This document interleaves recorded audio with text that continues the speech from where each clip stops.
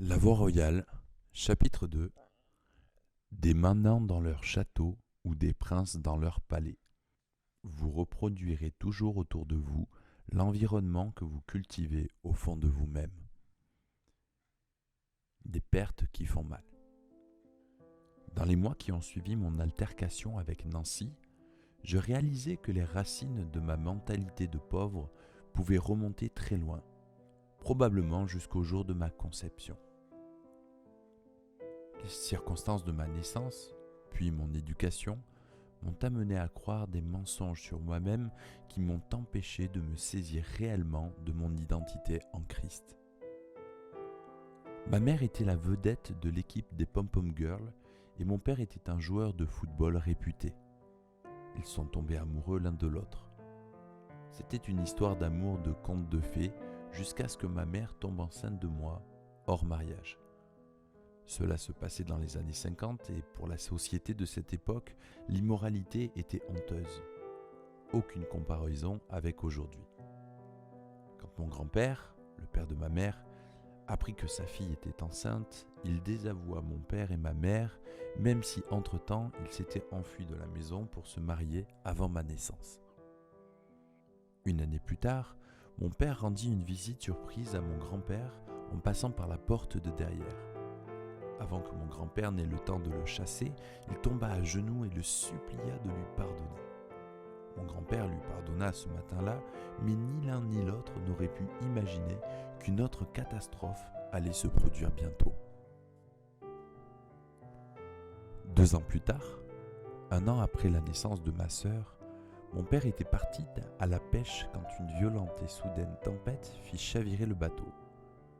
Mon père sauva mon oncle de la noyade, le ramena sur le rivage, puis repartit pour récupérer le bateau. Il n'est jamais revenu. Mon père s'est noyé durant cette nuit agitée, en 1958. Cette même nuit, une équipe de secours partit à sa recherche. Aux environs de minuit, mon grand-père le retrouva près du barrage d'Anderson. À partir de ce jour, ma vie et celle de ma famille ont basculé pour toujours. À la mort de mon père, je ressentis un profond sentiment d'abandon. La peur a envahi mon âme. Bien sûr, un enfant de 3 ans ne comprend pas le sens de la mort. Tout ce que je savais, c'était qu'il était parti et je craignais que ma mère ne soit la suivante. Pendant les années qui ont suivi, je me levais plusieurs fois par nuit pour aller dans la chambre de ma mère et m'assurer qu'elle était toujours là. Des années plus tard, elle m'a dit qu'il lui arrivait de se réveiller et de me trouver debout à côté de son lit, la regardant fixement. Une situation tragique qui aboutit à une vie sans repère. Ma mère s'est remariée 2 fois. Mon premier beau-père est entré dans ma vie quand j'avais 5 ans. Il nous a clairement expliqué à ma sœur et moi qu'il avait épousé notre mère et que nous faisions seulement partie du lot. Et pire, c'était un alcoolique et il était violent. La brutalité fit partie de notre quotidien. Les règles de survie à la maison étaient « tais-toi et ne reste pas dans le passage ». Mon beau-père avait coutume de dire « les enfants sont là pour être vus et non pour être entendus ». Son optique était claire. Vous n'avez aucune importance, personne ne se soucie de vous et personne n'attache une quelconque importance à ce que vous pensez. Même quand nous nous tenions tranquilles, nous ne savions pas quelle allait être son humeur. Une fois où il avait bu, il me souleva de terre d'une main, descendit mon pantalon et commença à me battre avec la boucle de sa ceinture. Du sang jaillit et se mit à couler le long de mes jambes. Ma mère se mit à crier, à pleurer et finalement, elle réussit à me libérer et à me mettre à l'abri. En plus des sévices physiques abusifs, mon père s'ingéniait à effacer tous les souvenirs que nous avions de notre propre père. Il était très jaloux de notre mère et de l'amour qu'elle nous portait, et si nous lui manifestions de l'affection, il s'en prenait à nous. Il détruisit tous les objets ayant appartenu à notre père et nous interdit d'avoir une quelconque relation avec sa famille. Quand je repense à ces choses, je me rends compte que le diable l'utilisait pour nous détruire. Finalement, ma mère divorça l'année de mes 13 ans. Ma mère se remaria alors que j'avais 15 ans. Toutefois, rien ne changea à la maison. La violence restait de mise et notre survie à nous, les enfants, dépendait de notre faculté à nous faire oublier et à vivre discret et caché.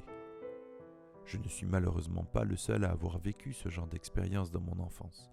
Les circonstances peuvent être différentes, mais ceux qui ont souffert de l'abandon et de violences physiques dans leur jeune âge, y compris ceux qui, comme moi, sont arrivés mal à propos, ressentent au fond d'eux-mêmes la honte, le sentiment de ne pas être désirés, n'ayant aucune valeur en eux-mêmes.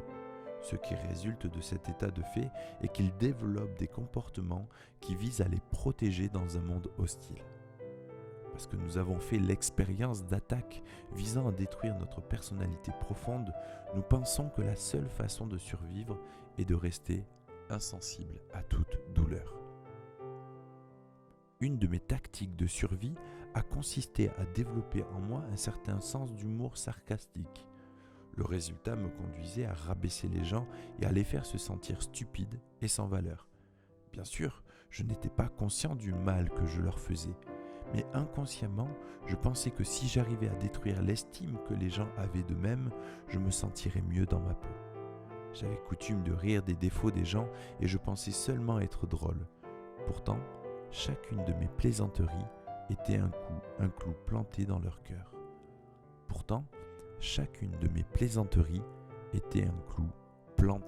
cœur.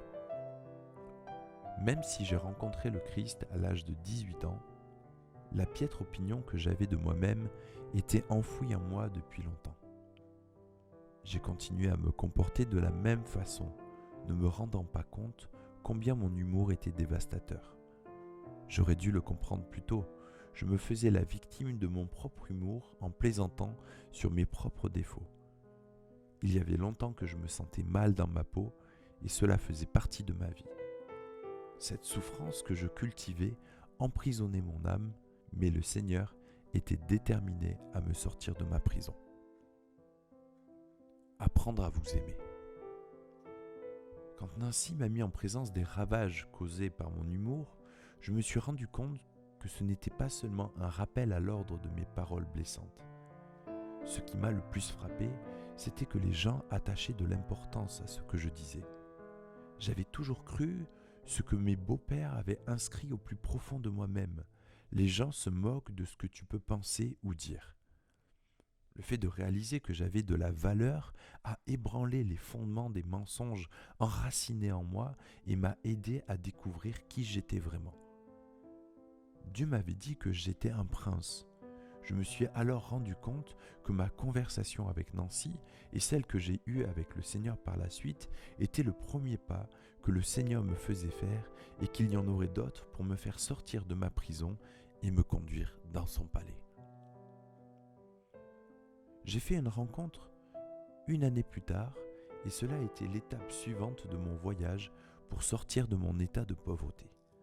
Cela s'est passé durant un hiver froid, un dimanche soir en décembre. Je suis arrivé en retard à l'église et lorsque j'ai ouvert la porte d'entrée du bâtiment, le vent s'est engouffré et la porte a failli sortir de mes gonds. Quand je suis entré dans la pièce, la réunion de prière était déjà commencée. Une centaine de personnes priaient avec ferveur, aussi mon désir était de me glisser à ma place sans faire de bruit afin de ne gêner personne. C'est alors que Bill, un de nos anciens, est venu me saluer. Son visage avait une expression étrange et inhabituelle. Il me tendit quelque chose de plié en deux. Surpris par son attitude, je fixai le morceau de papier. C'est alors que je réalisai que c'était un chèque.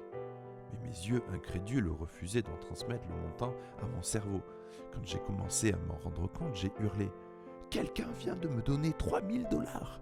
Écoutez tous, quelqu'un vient de me donner 3000 $! » Bill fut surpris d'un rire nerveux et me dit « Vous feriez mieux de regarder le chèque plus attentivement. » Je jetai à nouveau un coup d'œil sur le chèque et je réalisai alors que le montant était de 30 000 $. J'ai failli m'évanouir. J'ai alors commencé à sauter de joie et à crier « 30 000 $! Quelqu'un vient de me faire cadeau de 30 000 $! » J'étais tellement abasourdi que pendant quelques minutes, j'eus le souffle coupé. En regardant la signature, je m'aperçus que je ne connaissais même pas la personne qui m'avait fait ce don. Ce mystère autour du donneur m'excitait. Il se passa plusieurs jours avant que je ne découvre l'identité de l'homme généreux.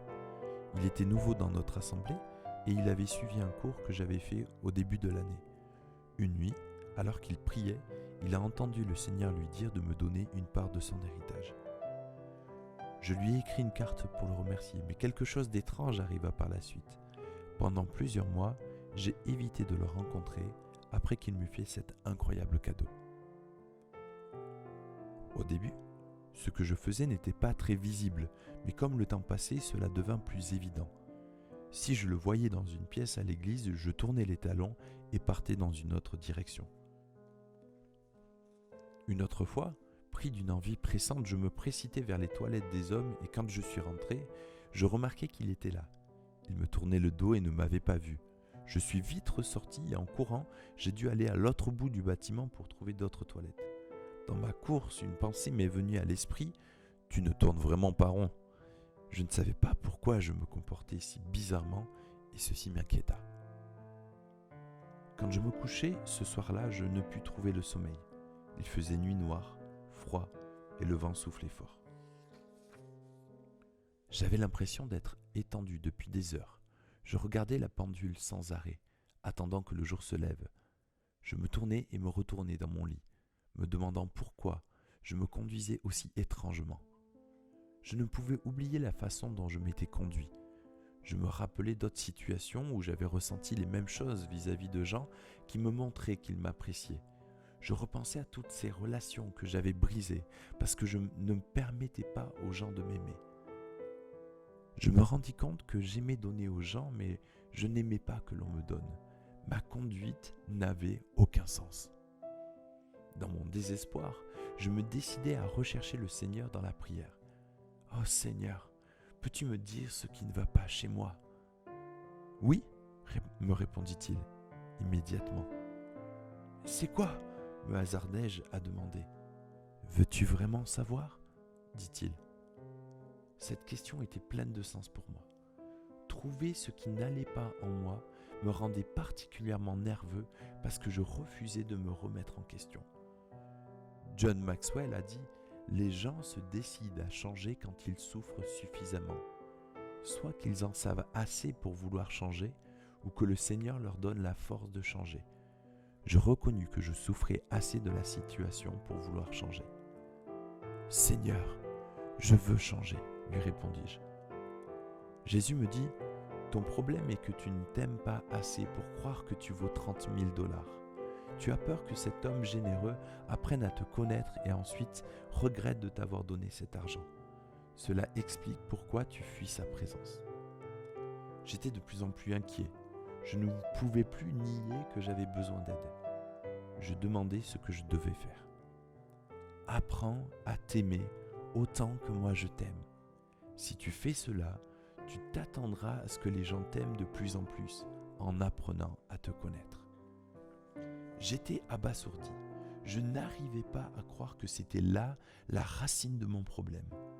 Jusqu'à ce moment précis, le peu d'amour que je portais à ma personne n'avait été aussi clairement exposé. Je savais que les autres personnes m'aimaient, particulièrement ma femme et mes enfants. Je savais aussi que le Seigneur m'aimait, mais je ne savais pas que je ne m'aimais pas.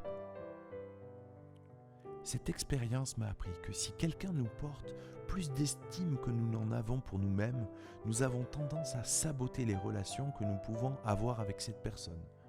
Au plus profond de notre cœur, nous ne souhaitons pas être trop proches, au cas où elle découvrirait que nous ne sommes pas aussi bien qu'elle le pensait. De ce que j'ai observé en tant que pasteur, un des meilleurs exemples que je connaisse est celui de ces célibataires qui cherchent l'âme sœur et qui ne trouvent jamais la personne qui leur convient. Ce n'est pas la bonne, ou elle n'est pas assez bien.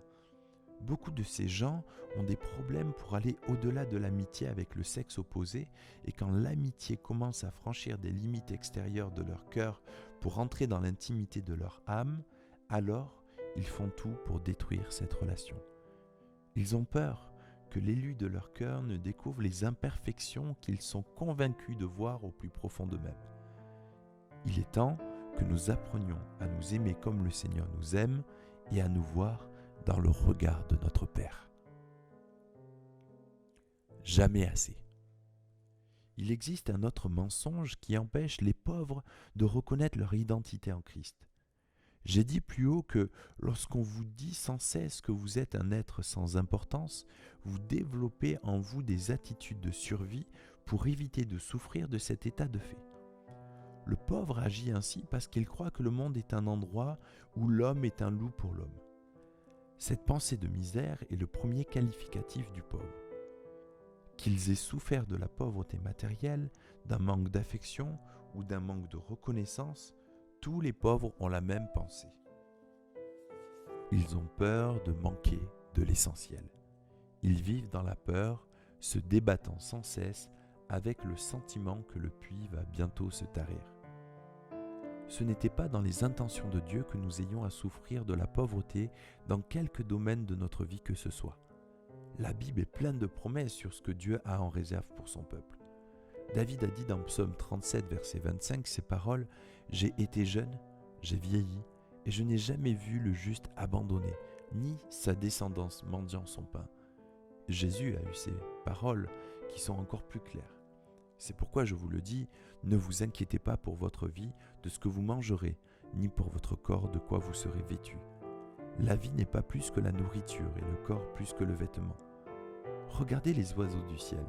Ils ne sèment ni ne moissonnent, ils n'amassent rien dans les greniers, et votre Père céleste les nourrit. Ne valez-vous pas plus qu'eux ?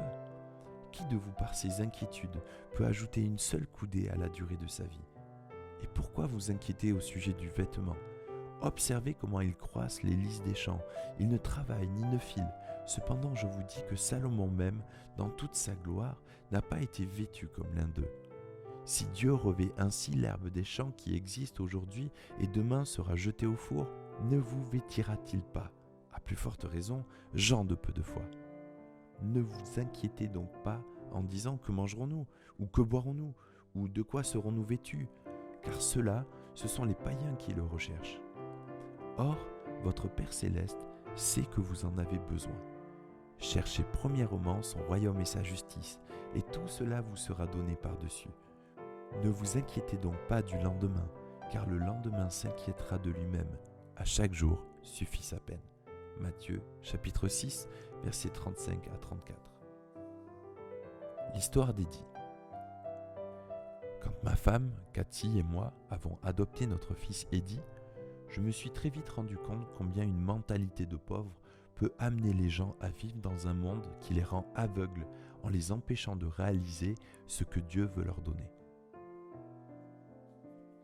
Eddie a grandi dans la pauvreté matérielle, mais son comportement présentait les mêmes clichés de survie que l'on peut voir chez ceux qui ont grandi à l'abri du besoin, mais qui ont souffert d'autres manques dans des domaines différents de leur vie.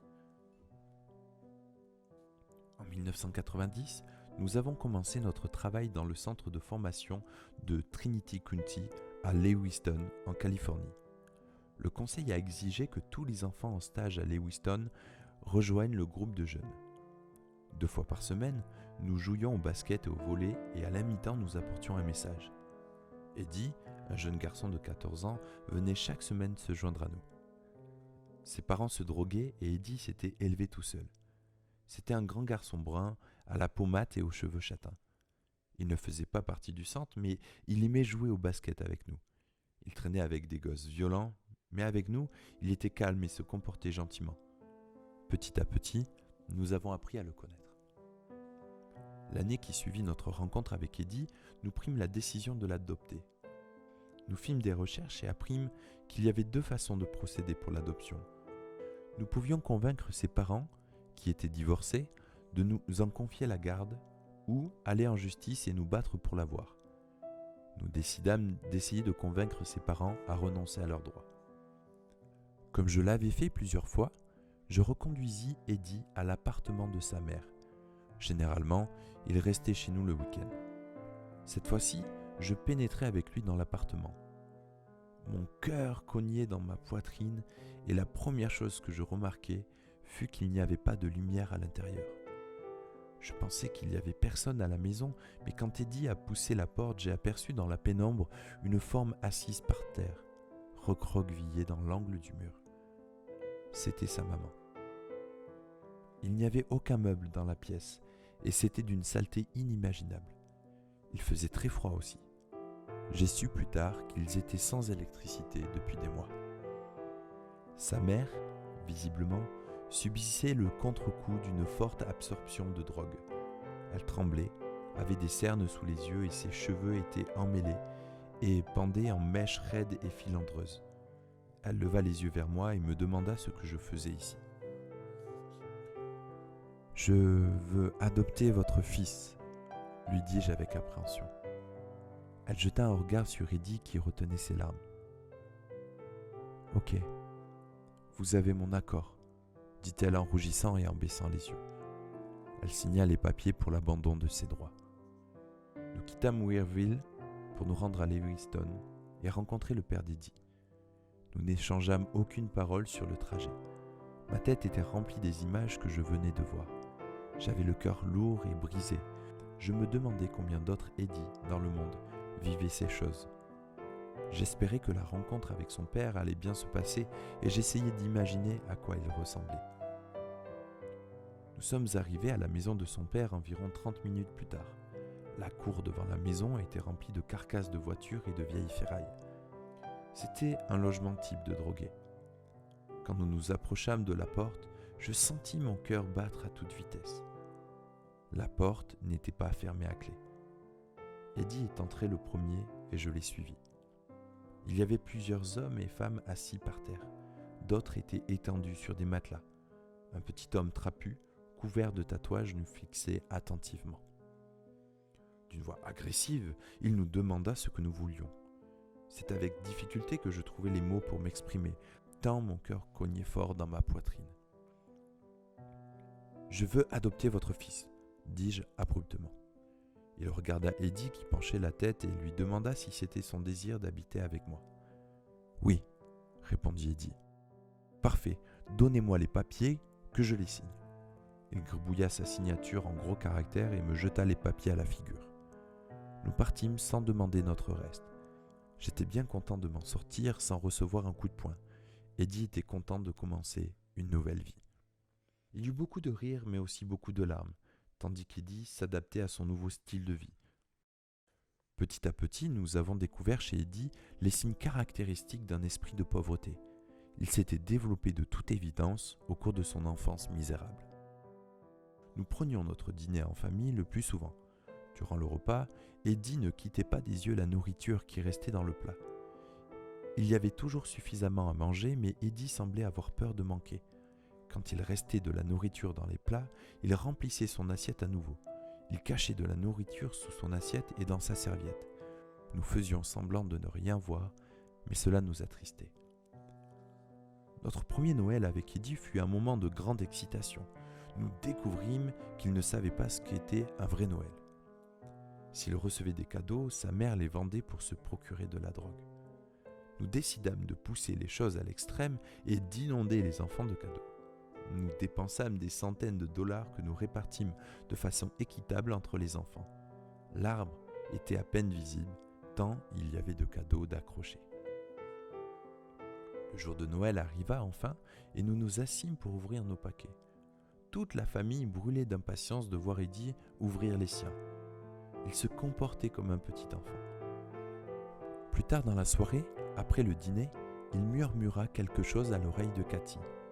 Cathy avait acheté des chaussettes pour chacun des enfants et les avait remplies de petits cadeaux. Jason et Eddie avaient eu tous les deux des bandes dessinées dans leurs chaussettes.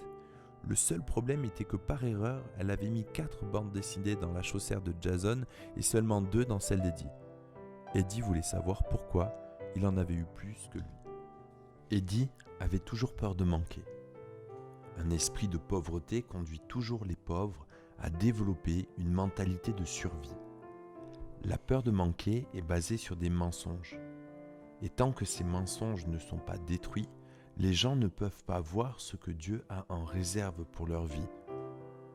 Quand Eddie est devenu un membre à part entière de notre famille, il a eu tout ce dont il avait besoin, ainsi que tout ce qu'il voulait. Sa vie passée n'existait plus.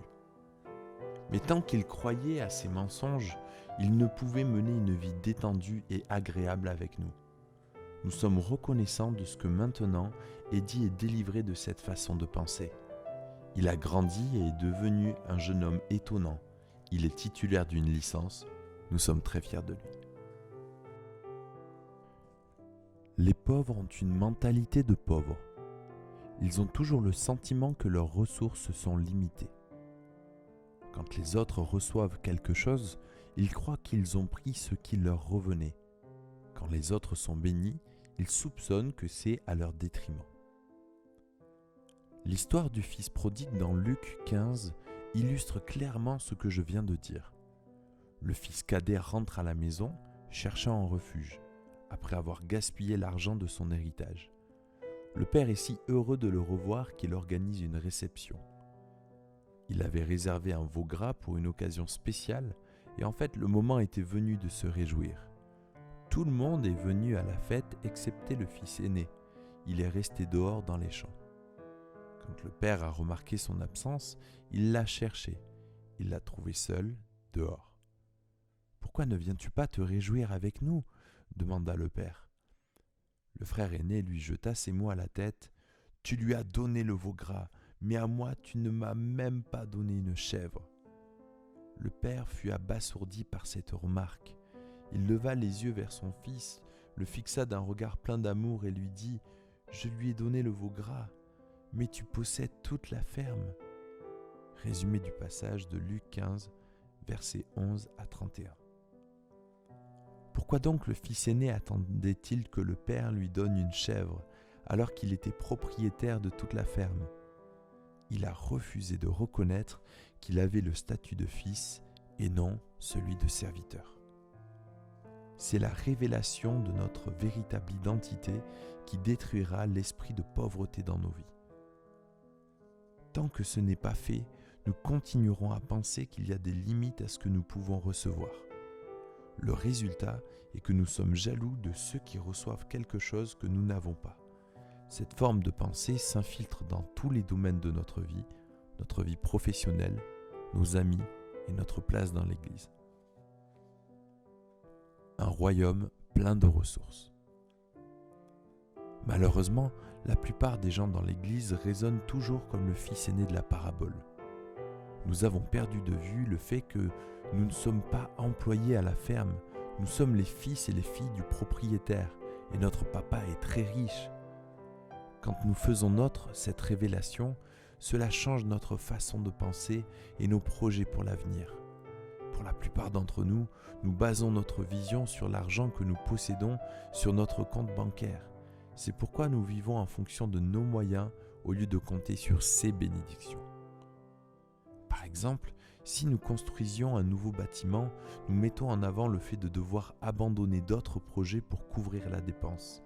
Pourtant, nous sommes appelés à ne pas nous appuyer sur notre bon sens et à vivre au-delà des limites de nos capacités. Si nous ne pouvons pas faire plus que le commun des mortels, ne disons pas autour de nous que nous sommes membres de l'Église du Dieu vivant. Si nous appelons Dieu notre Papa, nous devons faire de plus grandes choses que les membres d'un club quelconque. Cela nous appelle à vivre en ayant la foi dans les réserves de Dieu. Si chaque jour nous faisons confiance à Dieu pour nos besoins, nous nous emparerons des ressources du ciel. Je sais qu'il y a dans le corps de Christ un réel besoin de vrais intendants, mais ce que nous appelons gestion dans l'Église est souvent de la crainte déguisée en sagesse.